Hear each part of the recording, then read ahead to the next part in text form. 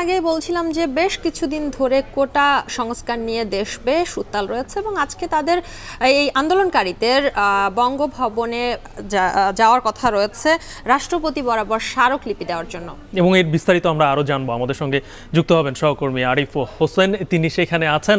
আরিফ, কি অবস্থা? গুলিস্তানে এখন তারা অবস্থান করছেন। এখান থেকে যদি তারা স্মারকলিপি দেওয়ার পরবর্তীতে তারা কি ধরনের পদক্ষেপ নিতে পারেন? কোনো প্রতিনিধি দল কি বঙ্গভবনে যাবে? গালিব, এখন পর্যন্ত 10 সদস্যের একটি প্রতিনিধি দল বঙ্গভবনে যাওয়ার যে কথাটি ছিল সেটি কিন্তু যারা বৈষম্য বিরোধী ছাত্র আন্দোলনের যেই সব নেতা ছিলেন তারা কিন্তু কেউই মানেননি। তারা হলো কি এরপরেই কিন্তু 0 পয়েন্টের যে ব্যারিকেডটি পুলিশের ছিল সেটি ভেঙে তারা সামনের দিকে অগ্রসর হয়েছে। অপরদিকে এই মুহূর্তে যে ব্যারিকেড পুলিশ প্রতিবন্ধকতা তৈরি করেছে সেটি হলো গিয়ে গুলিস্তান ঠিক মোড়ে পাতাল মার্কেটের উপরে। এখানেও আমরা দেখেছি পুলিশের সাথে কিছুক্ষণ আগেও ধস্তাধস্তি হয়েছে। তারা একদিক থেকে আসার চেষ্টা করছিলেন, অপর দিক থেকে পুলিশের পক্ষ থেকে বোঝানো হচ্ছিল যে প্রতিনিধি দল যাতে 10 সদস্যের একটি প্রেরণ করা হয় এবং তারা গিয়ে স্মারকলিপিটা দিয়ে আসুক। কিন্তু সে অবস্থানে এখন পর্যন্ত তারা কোনো সিদ্ধান্ত দেয়নি। এই মুহূর্তে গুলিস্তান মোড়ে রয়েছে। আমরা দেখেছি এই যে পদযাত্রাটি যেটি বঙ্গভবনের উদ্দেশ্যে প্রায় 12টার পরে তারা কিন্তু যাত্রা শুরু করেছে। শাহবাগ মোড়ে কোনো ধরনের প্রতিবন্ধকতার সম্মুখীন হয়নি। পরবর্তীতে তারা মৎস্য ভবন মোড় পার হয়ে তারা কিন্তু প্রথম প্রতিবন্ধকতার শিকার হয়েছে, অর্থাৎ সম্মুখীন হয়েছে শিক্ষা ভবনের সামনে। সেখানে কিছু পুলিশ দাঁড়ানো ছিল, তাদের যেই ব্যারিকেডটি ছিল সেটি ভেঙে 0 পয়েন্টের দিকে তারা অগ্রসর হয়েছে। এরপরে 0 পয়েন্টের যেই বুকটি ছিল সেখানে কিছুক্ষণ বসেছিল। ওই মুহূর্তেই কিন্তু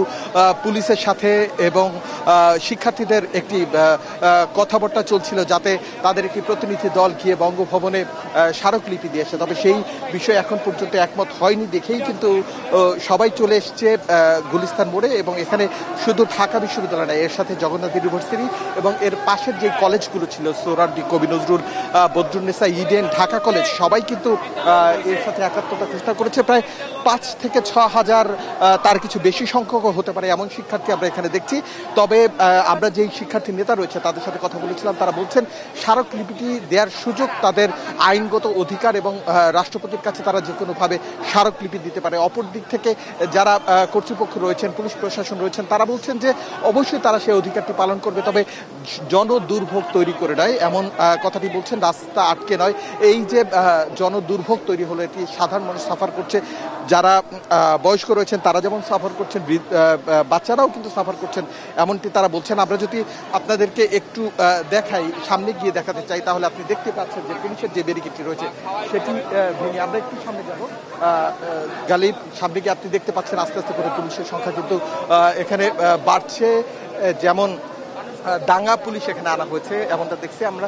পেছনে দেখেছি পুলিশের সাজোয়া যানও রয়েছে যাতে করে এই যে গুলিস্তান মোড়, এই গুলিস্তান মোড়টি পার হলে কিন্তু গিয়ে বঙ্গভবনের প্রধান যে ফটক, সেই ফটকের সামনে চলে যাচ্ছে শিক্ষার্থীরা এবং এখানেই তারা অবস্থান করছে, মিছিল দিচ্ছে তাদের অধিকার আদায়ের জন্য। এক দফা দাবিতে তারা বলছে যতক্ষণ পর্যন্ত সংসদে বিল আকারে উপস্থাপন করে এই এক দফা দাবি তাদের পূরণ করা না হবে ততক্ষণ পর্যন্ত তারা এই জায়গাগুলো যাবেন না। আজকে শুধু এই জায়গা নয়, এই জায়গার মতো করে ঢাকার অন্যান্য জায়গায় এবং বাংলাদেশের অন্যান্য জায়গায় যেই শিক্ষার্থীরা রয়েছেন তারাও কিন্তু স্মারকলিপি নিয়ে ডিসি অফিসে যাওয়ার যে কথা সেটিও কিন্তু তারা পরিচালনা করছেন। এবং শিক্ষার্থীদের কাছ থেকে আমরা জানতে পেরেছি এই যে এক দফা স্মারকলিপি, তারা বলেছেন যে যারা প্রতিবন্ধী কোটা এবং মুক্তিযোদ্ধার জন্য আংশিক কিছু কোটা থাকবে, এছাড়া আরও একটি কোটা, এই 3টি কোটার বাইরে কোনো কোটা রাখা যাবে না এমনটা স্মারকলিপিতে বলেছেন। তবে মুক্তিযোদ্ধার ক্ষেত্রেও তারা কিন্তু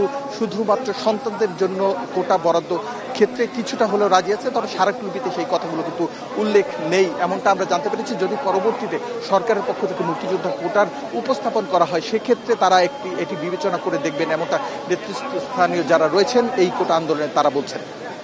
গালিব, শম্পা, আরিফ যেটি বলছিল যে এখন তারা গুলিস্তানে অবস্থান করছে এবং আপনি জানেন যে গুলিস্তান কিন্তু খুব গুরুত্বপূর্ণ একটা সড়ক এবং আমাদের ঢাকা শহরে যে 0 পয়েন্ট সেটিও কিন্তু আসলে গুলিস্তান। সেখানে যখন অবস্থান করা মানে সেখানে যানজটের সৃষ্টি এবং সেটা পুরো ঢাকা শহরে ছড়িয়ে যাওয়ার একটা ব্যাপার রয়েছে। নিশ্চয়ই ভোগান্তিতে পড়েছেন মানুষ। এবং গালিব, সপ্তাহের যেহেতু প্রথম কর্মদিবস আজ, অফিসগামী যারা আছেন তারা নানান ভোগান্তি পোহাচ্ছেন।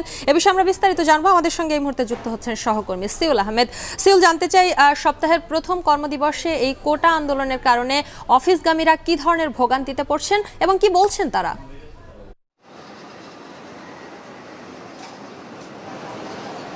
শম্পা, আসলে অফিসগামী যারা ছিলেন তারা কিন্তু আজকে সকালবেলায় ঠিকঠাক মতো পৌঁছেছে, তবে ঠিক 11টার পর থেকে যখন তারা র্যালি শুরু করলো, তাদের যে আন্দোলনের যে পদযাত্রা সেটি যখন শুরু করলো, তখন থেকে কিন্তু আসলে রাস্তায় যানজট শুরু হয়েছে। তারা ঢাকা বিশ্ববিদ্যালয় হয়ে যে মৎস্য ভবন হয়ে তারা গুলিস্তানের দিকে যখন আসলো, তখন পুলিশের প্রথম যে ব্যারিকেড ছিল সেটি কিন্তু ব্যারিকেডের কারণে তাদের যে পদযাত্রা সেটি কিন্তু সেখানে অবস্থান করেন, এবং তাদের যে আন্দোলনের কিন্তু ছাত্রছাত্রী যারা রয়েছেন, শিক্ষার্থী যারা রয়েছেন, তারা কিন্তু গুলিস্তানে প্রথমে বসে যান, এবং যার কারণে গুলিস্তানের আশেপাশে আপনি নিশ্চয়ই জানেন যে সচিবালয়ের সামনে থেকে শুরু করে মৎস্য ভবন এবং এদিক থেকে বঙ্গভবন পর্যন্ত, এদিকে আমরা যদি বলি সেটি হচ্ছে যে ডাকভবন থেকে শুরু করে পল্টন পর্যন্ত প্রায় 4 দিকের রাস্তায় কিন্তু পুরো বন্ধ হয়ে গেছিলো। আপনি এটিও নিশ্চয়ই জানেন যে আজকে প্রধানমন্ত্রী শেখ হাসিনা কিন্তু এসেছিলেন একটি অনুষ্ঠানে যোগদান দিতে। সে কারণে কিন্তু আগে থেকে ভিআইপি মুভমেন্টও ছিল, পাশাপাশি এই ধরনের যে আন্দোলনের ফলে যে রাস্তায় একটি গাড়ির চাপ সেটিও কিন্তু পড়েছিল, এবং সব কিছু মিলে কিন্তু আপনার যানজট সৃষ্টি হয়েছে। এবং আমি যদি একটু আপনাদেরকে বলি, সেটি হচ্ছে যে আজকে যে যানজট সেটি কিন্তু পুরোপুরি ঢাকা শহরকে কিছুটা অচলই করে দিয়েছে। তবে এটি ঠিক যে শাহবাগের ওদিক থেকে শুরু করে ওই পাশটাতে জামটা কিছুটা কম থাকলেও মূল যে পয়েন্ট আপনি যেটি বলছিলেন যে 0 পয়েন্ট, যেহেতু গুলিস্তানের 0 পয়েন্ট, যেহেতু ঢাকা শহর, ঢাকার বাহিরের যে বাসগুলো রয়েছে সেগুলো কিন্তু এই গুলিস্তান হয়েই কিন্তু ঢাকা শহরে প্রবেশ করে, এবং এই ঢাকা শহর থেকে কিন্তু যখন বের হয় তখন এই গুলিস্তান পয়েন্ট থেকে কিন্তু তারা বিভিন্ন জেলার উদ্দেশ্যে রওনা দেয়, যার কারণে দেখা গেল যে আপনার এই দুটি জায়গাতে কিন্তু পুরোপুরিভাবে যানজটের সৃষ্টি হয়েছে। এবং এখন কিন্তু যেহেতু তারা বঙ্গভবনে যাবেন, এবং এই কারণে কিন্তু এই যে জায়গাটি রয়েছে এই জায়গাটি কিন্তু পুরোপুরি ব্লক হয়ে আছে, এবং কোনো গাড়ি ঘোড়ে আসলে চলতে পারছে না। যানবাহন যা ছিল সবই আসলে রাস্তায় অনেকটা বলতে গেলে অচল অবস্থায় পড়ে আছে। সম্পা, এই ছিল আমার কাছে সর্বশেষ। গালিব, কোটা আন্দোলনের কারণে আজ যেহেতু সপ্তাহের প্রথম কর্মদিবস, অনেকটাই যারা অফিসগামী আছেন বা সাধারণ মানুষ আছেন তাদের